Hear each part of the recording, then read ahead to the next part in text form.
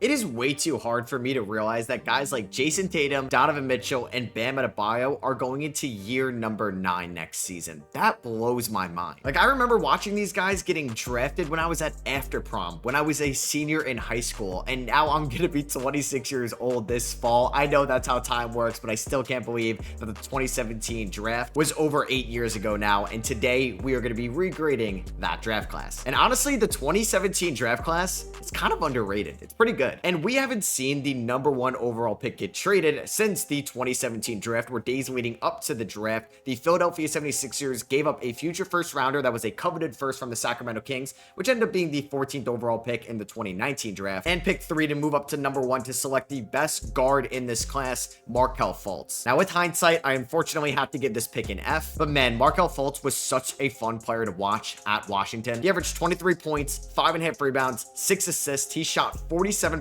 from the field and 41% from 3, and was actually looked as the next James Harden in the NBA. He could score efficiently from 3 at the rim. He was a phenomenal athlete, and we know injuries, specifically to his shoulder, derailed his career. He's averaged around 10 points, 3 rebounds, and 4 assists. In his 8-year career, his best season by far came with the 2020 Orlando Magic, where he shot 46% from the field, averaged 12 points and 5 assists, and I thought we were finally getting closer and closer to a Markel Fultz breakout season, since he was only 21 years old then, but a banged up 21 and 22. He returned for the Magic in 2023, and he was pretty good, 51% from the field, 14 points, and 6 assists, but then once again banged up and lack of playing time in 24, played 21 games with the Kings in 2025, and we're not going to see Markel Fultz ever reach the potential that we thought we were going to see coming out of Washington. Yeah, I got to give this an F in hindsight, although I loved Fultz as a prospect going into that 2017 draft. And by far the biggest name, and maybe one of the more hyped up prospects in this draft, went number 2. He stayed in Southern California, Lonzo Ball to the LA Lakers. Lonzo Ball was constantly compared to guys like Jason Kidd coming out of college, and rightfully so. In 36 games at UCLA in 2017, Lonzo averaged 14.5 points, 6 rebounds, and 7.5 assists. He shot 55% from the field and 41% from 3. He ended up winning Summer League MVP in 2017 after averaging 16 points, 9 assists, and 7.5 rebounds as the LA Lakers won the Summer League championship with that loaded roster. But based on Lonzo Ball's career and being the number 2 overall pick, given who went 1 pick later, I'm going to give this pick a C-. Honestly, maybe a little bit generous given that he was selected with the 2nd overall pick. Lonzo spent 2 years with the Lakers, where he averaged 10 points, 6.5 assists, and 6 rebounds, but shot 38% from the field. Then he was traded to the Pelicans in that Anthony Davis trade in the 2019 offseason, where he would go on to play better for the Pelicans in 118 games across 2 years. He was a little bit more healthy for them. He averaged 13 points, 6.5 assists, and 5.5 rebounds, and turned into an elite 3-point shooter, where he shot 37% from 3. Then in a sign and trade in the 2021 offseason, and his first 35 games in 2022 were the best of his career in my opinion. 13 points, 5 assists, 5.5 rebounds, 1.8 steals, 42% from the field, and 42% from 3, and was leading the Bulls to one of the best records in the NBA, but unfortunately injuries derailed 2022, 2023, and 2024. It was nice to see him on the floor again in 2025, and hopefully he could be a good role player for the Cavs in 2026. But the best player in this draft class went number 3 overall. He should have went 2, he should have went 1, and that was Jayson Tatum out of Duke. Still 19 years old today. Kind of crazy. Jayson Tatum has accomplished so much as somebody that's actually 27 years old, and although Jayson Tatum probably isn't going to play in the 2026 season with the Achilles injury he suffered in round 2 against the Knicks in the most recent playoffs, he could still be a Hall of Famer if he retired today. He's a 6-time All-Star, a 5-time All-NBA member, including 4 straight All-NBA first teams. And over the last 5 years of Jayson Tatum's career, he's averaged 27.5 points, 8 rebounds, 5 assists, 46% from the field, 36% from 3. He has some of the most playoff wins ever for somebody before their 28th birthday. He was the 2022 Eastern Conference Finals MVP. He was the 2023 All-Star MVP, and obviously won a championship with the Boston Celtics in 2024. This wasn't even the Celtics pick at the time. They got number 1 in the lottery through the Brooklyn Nets from that Kevin Garnett, Paul Pierce trade, and we're going to watch one of the greatest players of this generation from this draft class. But with that high comes a low here at number 4. The Phoenix Suns selected a wing out of Kansas by the name of Josh Jackson. I got to give this one another F. Josh Jackson had some off-the-court issues as well as some on-the-court issues as well. It was a bad 2018 Suns roster where they ended up going 21-61. We know they had the number 1 pick to select DeAndre Ayton in that 2018 draft. And Jackson did average 13 points, 4.5 rebounds, showcases athleticism and defensive upside that year, but the efficiency never really got better and was out of Phoenix after the 2019 season, where in the 2019 offseason, he was traded with DeAnthony Melton and a 2nd rounder for Javon Carter and a 38-year-old Kyle Korver. Josh Jackson hasn't played in the NBA since the 2022 season, where he had a cup of coffee with the Detroit Pistons and the Sacramento Kings. And they had a franchise building block at the 2 spot in Devin Booker, and they could have gotten an elite point guard prospect who went 1 pick later. It would have been a cool Kentucky backcourt, but that didn't end up happening. And who went number 5 ended up being DeAaron Fox from Kentucky. Gotta give this pick an A. And it was nice for the Sacramento Kings to hit on a draft pick, because time and time again, they could not hit on a single draft pick after selecting DeMarcus Cousins 5th overall in the 2010 draft. It could be Nick Stauskas, Ben McLemore, Will Cauley-Stein, you name it. It just felt like it was bust after bust for Sacramento. So it was nice for Kings fans to get De'Aaron Fox here, who was a very solid rookie. He averaged 11 points, 4.5 assists, but you were always worried about that 3-point shot. That got a lot better in year number 2, where he averaged 17 points, 7 assists, and shot 37% from 3. He would go on average around 21.5 points and 6 assists in 8 years with the Sacramento Kings before getting traded to the San Antonio Spurs in the 2025 season. Fox won Clutch Player of the Year in 2023, where he was an All-Star and an All-NBA member as well. Led the NBA in steals in 2024, where he also averaged 26.5 points and 5.5 assists, and helped the Kings make it to their first playoff appearance in almost 2 decades in 2023. Very similar pick to Lonzo Ball here at number 6, somebody with a ton of potential, but struggles to stay on the floor in terms of health, and that's Jonathan Isaac, who went 6th overall to Orlando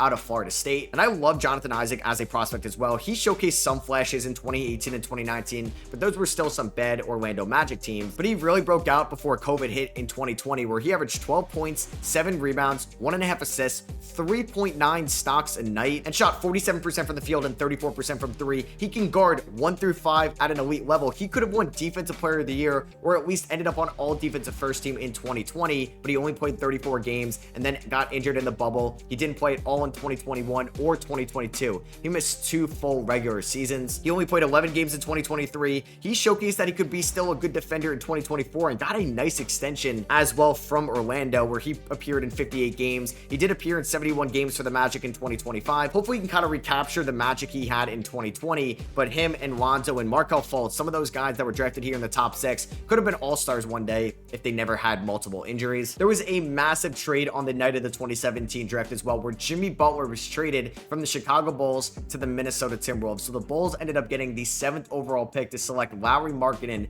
out of Arizona. I'm actually going to give this pick an A-. Now, Markkanen was never as good for Chicago as he's most recently been for the Utah Jazz, but he was a solid Chicago Bull. When you look at some of the players that went ahead of him, like Jonathan Isaac, Josh Jackson, and definitely some of the players that we'll get to after him, this was a nice pick by Chicago, where he averaged 15.5 points, 7 rebounds, and shot 36% from 3 in 4 years with the Bulls. It always felt like in every offseason list where you were predicting the next year's players to break out, Lauri Markkanen was always on it, especially after averaging 18 points in year number 2. But he would go on to be traded in a 3-team deal after not getting a rookie extension from Chicago in the offseason of 2021. He went on to have a fine season with the Cavs in 2022, but then was included in the Donovan Mitchell trade in the 2022 offseason, and has been playing the best basketball of his career. Over the last 3 years with the Jazz, he averaged 23 points, 7.5 rebounds, and shot 47% from the field and 38% from 3. He won Most Improved Player in 2023, as well as an All-Star in that season as well, and got rewarded a pretty hefty contract extension by the Jazz last offseason. This was the last Phil Jackson pick on the night of the 2017 draft for the New York Knicks, and he selected Frank Ntilikina out of France. And yeah, I gotta give this pick an F. Frank Ntilikina never really had a strong development system in New York, constant turnover in the head coach department, and he averaged just 6 points and shot 36% from the field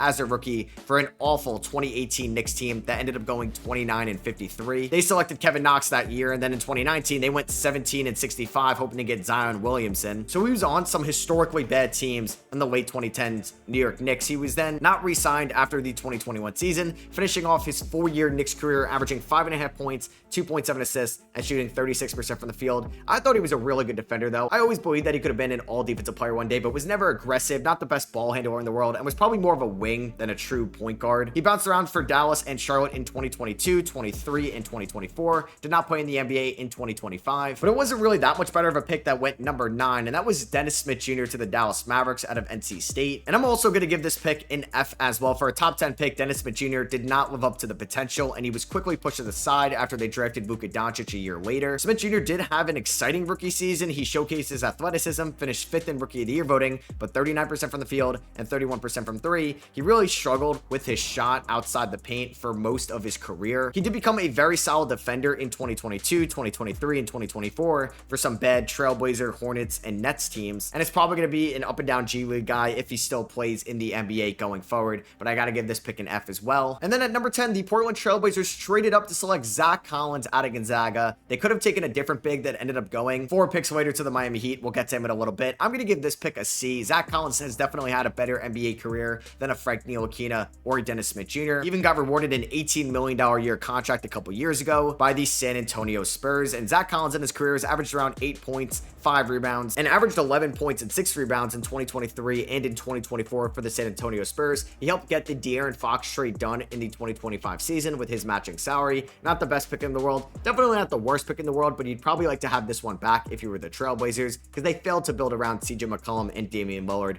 with this pick. It's funny because I thought this player was not very good in his first few years in Charlotte, but has turned into a nice player. Malik Monk to the Charlotte Hornets at 11, gonna give this pick a B. Malik Monk would go on to just have a true shooting percentage of 47% in year 1, 51% in year 2, and 53% in year 3 for the Charlotte Hornets, but he did improve a ton for the 2021 Hornets, where he shot 40% from 3, breaking out as an elite shooter at the guard position, and then got picked up by the Lakers on a 1-year deal in 2022, a disastrous Lakers team with Russell Westbrook, but he was a good Laker that season. He ended up averaging 13.8 points and shot 39% from 3, and then got a nice contract by the Kings in the 2022 offseason, where he's been a good King since getting picked up by them. In 3 years in Sacramento, he's averaged around 15 points, 5 assists, and a shot 44% from the field and 33% from 3. It was a down 2025, but he was asked to do a whole lot after they traded away DeAaron Fox and to be the full-time point guard for this team. Something he's good in a pinch, but not as a full-time guy. But this pick could have been a lot worse, giving it a B. Luke Canard went number 12 to the Detroit Pistons. I always thought he could have been this nice pseudo point guard or shooting guard because of his initiating ability, especially after that 2020 season with the Detroit Pistons, where he averaged 16 points, 4 assists, 3.5 rebounds, and shot 40% from 3 on 6.5 attempts a night. But then he was traded to the LA Clippers in the 2020 offseason. He spent a few years in LA up until 2023, where then he was traded to the Memphis Grizzlies, and he's averaged around 9 points and shot 43% in his career. He's an elite free throw shooter, 3-point shooter, and he still got $11 million a year this offseason from the Atlanta Hawks. I'm gonna give this pick a C+. It also just makes it look a little bit worse by Detroit and Charlotte, because somebody at the same position of Canard and Malik Monk went 13 to the Denver Nuggets at the time, and then they traded this pick to the Utah Jazz, who selected Donovan Mitchell out of Louisville. And Donovan Mitchell finished runner-up to Ben Simmons in the Rookie of the Year voting because Ben Simmons was hurt for his real rookie season, but he led the Utah Jazz to a 48-34 record as a rookie, and they even won a playoff series against Russell Westbrook, Carmelo Anthony, and Paul George of the Oklahoma City Thunder. He averaged 24 points in year number 2, becoming a young star in this league, and then ended up being an all-star each of the last 6 seasons. He even made All-NBA first team in 2025, averaging 24 points for a 64-win Cavs team. This is an easy A+. Donovan Mitchell can be a Hall of Famer one day, and the Utah Jazz got him at the end of the lottery, and they may not find somebody as good as Donovan Mitchell for a little bit, because they sure haven't found anybody like him since trading him away. And maybe he hasn't reached the apex of Jayson Tatum or Donovan Mitchell, but since he went 14th overall, I'm going to give this pick an A+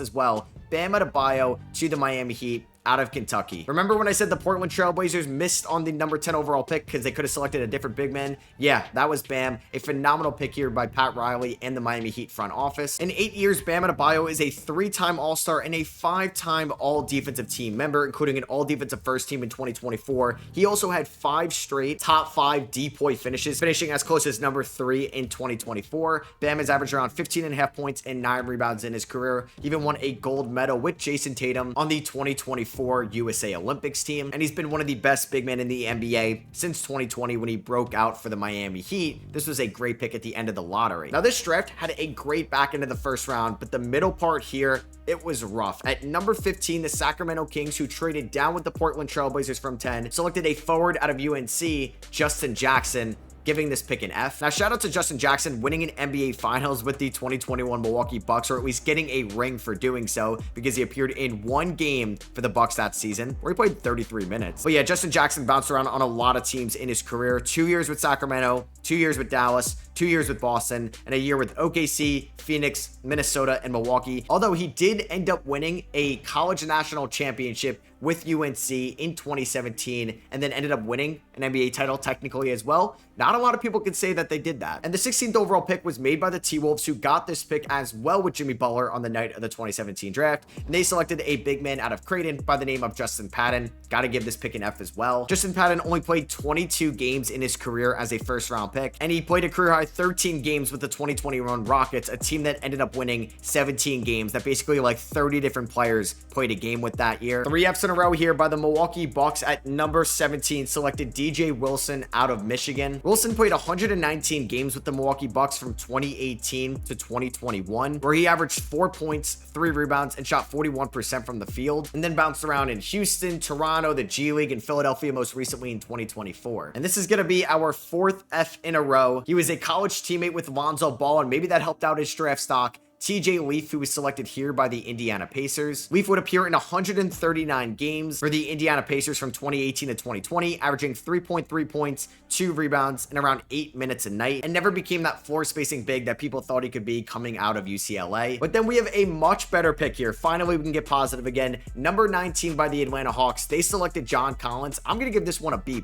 This was phenomenal value for an Atlanta team after there was just 4 straight busts. John Collins was an immediate impact player for the Atlanta Hawks in 2018 before Trae Young arrived, where he averaged 10.5 points, and then the 2019 season with Trae Young, he averaged 19.5 points, 10 rebounds, and shot 34% from 3. He would go on to even have a better statistical season in 2020, 21.5 points and 10 rebounds. He helped the Hawks go to the conference finals in 2021, and then was traded to the Jazz all the way in 2023. Most recently was traded to the Clippers in the 2025 offseason. And one of the coolest development things for John Collins, he ended up taking 1 3-point attempt in 2 years at Wake Forest from 2015 to 2017, and then go on to be a career 36% 3-point shooter on 3 attempts a night. A really cool shooting development track record from John Collins. So the 20th overall pick was made by the Sacramento Kings. This was the other pick that they got in the Justin Jackson Zack Collins swap, and they selected a very talented but injury-prone big man out of Duke, Harry Giles. If you remember, Harry Giles was the 2nd ranked recruit in the 2016 high school class behind Josh Jackson and 1 spot ahead of Lonzo Ball and Jayson Tatum. But injuries were the main red flag of Harry Giles in the NBA. He appeared in 26 games at Duke, but only averaged 4 points and 4 rebounds. He probably should have stayed another year or two. And unfortunately, I do have to give this pick an F. Harry Giles did not play at all because of injury in his rookie season. He spent 2 years with Sacramento showing flashes, but was banged up in the 2020 season. Played 38 games with the Portland Trailblazers in 2021. Did not play in the NBA in 2022, was in the G League. Missed all of 2023 with an injury, and last played in the NBA in 2024. There's actually a rule in the new CBA called the Harry Giles rule, which allows NBA players with 4 years of NBA service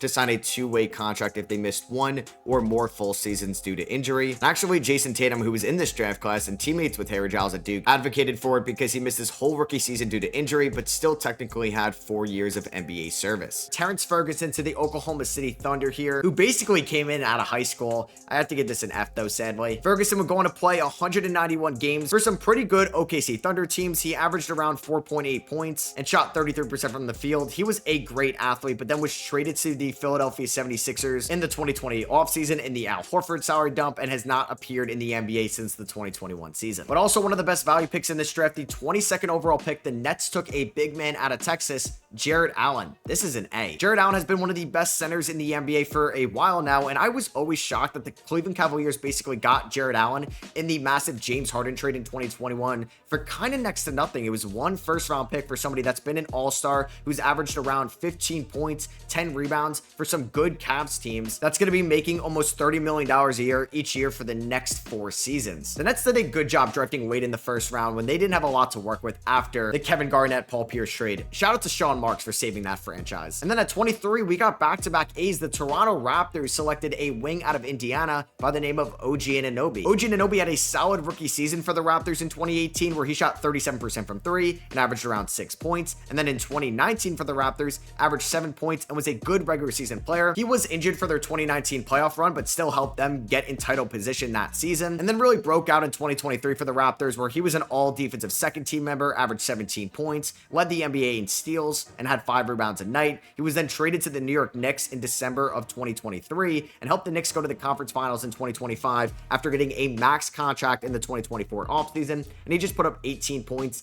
5 rebounds on 59% true shooting for the Knicks last year. So basically, the Denver Nuggets, who we're selecting here at 24, traded away Donovan Mitchell, or the rights to Donovan Mitchell, for Trey Lyles and somebody they selected here out of Syracuse, Tyler Lydon. I gotta give it an F. Tyler Lydon only played 26 games in his career and has not appeared for an NBA active roster since 2019. So technically drafted by the Orlando Magic and then traded to the Philadelphia 76ers here at 25. Was Andrzej Pasechniks here out of Latvia. I gotta give this pick an F. He never played for the Philadelphia 76ers. They almost lost Tyrese Maxiell from this trade as well. And then signed an exhibit contract with the Wizards in 2019, where he played 28 games from 2019 to 2021, averaging a whopping 5.5 points. And most of that work came in the 2020 season. At number 26 here, the Portland Trailblazers selected Caleb Swanigan out of Purdue. And unfortunately, Caleb Swanigan passed away in 2022, so I don't want to put a letter grade on this one. At 27, the LA Lakers had 2 late first rounders. They selected Kyle Kuzma out of Utah. I'm going to give this pick a B+. Kyle Kuzma helped the LA Lakers win a championship in 2020 and had some really good scoring seasons in the NBA. For the 2019 Lakers, he averaged 18.5 points, 5.5 rebounds, and there was a time where Lakers fans were convinced he was better than Jayson Tatum. He was in that Russell Westbrook trade in the offseason of 2021. In 3.5 years with the Wizards, he averaged 19.5 points and shot 45% from the field, and is currently on the Milwaukee Bucks trying to save the Giannis era over there in Milwaukee for them. Tony Bradley went to the Utah Jazz here at 28 out of UNC. I was shocked at the time when he went to the NBA draft. I thought he was going to stay as a Tar Heel. Bradley would go on to not really play in too many meaningful games for the Utah Jazz. He was traded to Philadelphia in 2021, spent some time with OKC and Chicago, but then actually played in the NBA Finals this year with the Indiana Pacers. Maybe that alone, I could bump this up to a C, because if not, this is probably more like a D. And I hold the A+ grades for some of the guys that have been stars in the NBA. You can give this guy an A+, and I'm okay with it. I'm just going to put it at an A, because I don't think he's in that tier of Bam Adebayo, Donovan Mitchell, and Jayson Tatum, or DeAaron Fox, although he is close. And that is Derrick White, who was selected 29th overall by the San Antonio Spurs out of Colorado, who I always thought was one of the more underrated players in the NBA for the Spurs, and then was traded after 4.5 years in San Antonio to the Boston Celtics at the 2022 deadline, and Derrick White has broken out ever since, appearing on multiple all-defensive teams, helping the Celtics win a title in 2024, and has averaged around 16 points, 5 assists, 4.5 rebounds on elite efficiency with amazing defense for the last 2 years for the Celtics, and could be an all-star this year with the Tatum injury in Boston. And I'm also going to give the last pick in this draft as well at number 30 an A-. That is Josh Hart to the LA Lakers. Yeah, the Lakers ended up with Lonzo Ball, could have been Jayson Tatum, and they also got Kyle Kuzma and Josh Hart late in the first round, which were phenomenal selections. And Josh Hart has been an elite role player everywhere he's been in LA, and then was traded in 2019 to the Pelicans for Anthony Davis, and then was traded to the Trailblazers in 2022 for CJ McCollum, then was traded to the Knicks in 2023, where in 2025 he had maybe the best year of his career. 13.5 points, 9.5 rebounds, 6 assists a night in 37 minutes per game, where he also shot 52% from the field. You can't really ask for a much better end of the first round pick. There were some solid second rounders as well. Thomas Bryant to the Lakers at 42, another solid Lakers pick in this draft. The Houston Rockets got Isaiah Hartenstein at 43. The Memphis Grizzlies got Dillon Brooks at 45 out of Oregon, and Monte Morris was drafted 51st overall by the Denver Nuggets. He's had a solid career for the 51st overall pick. And that's gonna be it for me. I hope you guys did enjoy my 2017 regrade. If you did, I would appreciate you dropping a thumbs up. Let me know what you agree with or disagree with down below. Let me know if you want to see the 2016 draft as well, which is a fun one to look back on. I'll catch you guys in the next one. Peace.